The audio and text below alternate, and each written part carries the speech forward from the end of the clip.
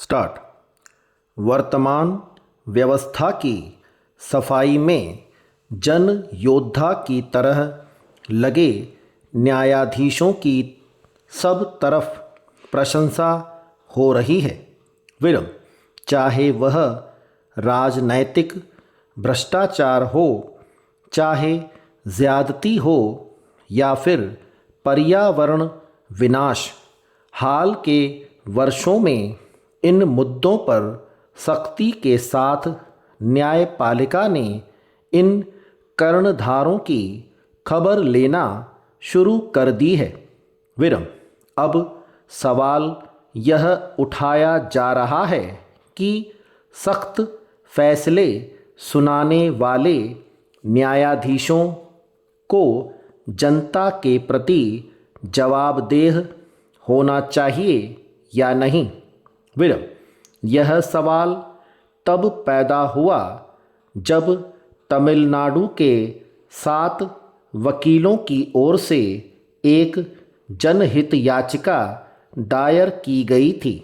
विरम, जिसमें एक संदिग्ध चरित्र वाले व्यक्ति को हाई कोर्ट का न्यायाधीश नियुक्त किए जाने को लेकर चुनौती दी गई थी।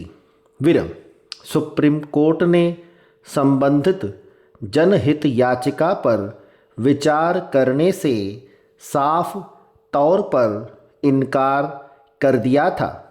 विरम, इस याचिका में यह सवाल उठाया गया था कि जिस अदालत के न्यायाधीश को संपत्ति के मामले में हाईकोर्ट द्वारा दोषी ठहराया जा चुका हो, उसको उसी हाईकोर्ट में न्यायाधीश बनाना उचित हो सकता है।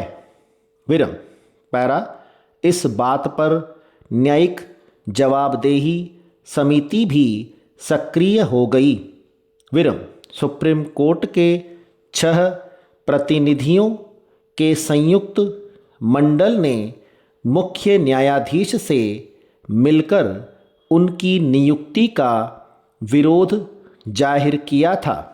विरम, इस संबंध में प्रतिनिधि मंडल का कहना था कि उनको पदोन्नत करने की जगह उनके खिलाफ अनुशासनात्मक कार्रवाई होनी चाहिए, क्योंकि एक न्यायाधीश बनने के लिए सबसे ज़रूरी योग्यता ईमानदारी होती है।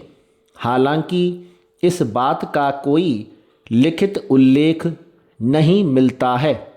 विरम, सुप्रीम कोर्ट खंडपीठ ने यह याचिका इस आधार पर खारिज कर दी थी कि न्यायिक नियुक्तियों की समीक्षा अदालत में नहीं की जा सकती। विरम, याचिका खारिज करने वाली पीठ के अध्यक्ष, जो कि अगले साल देश के मुख्य न्यायाधीश का पद संभालने जा रहे हैं, विरम, भ्रष्टाचार के खिलाफ जारी अदालती जेहाद के सुखद दौर में इस फैसले पर कानूनी हलकों के लोग हैरानी कर रहे हैं। विरम, जहाँ तक इस निर्णय का सवाल है, यह अदालती मुहिम की भावना के प्रतिकूल सिद्ध हो रहा है।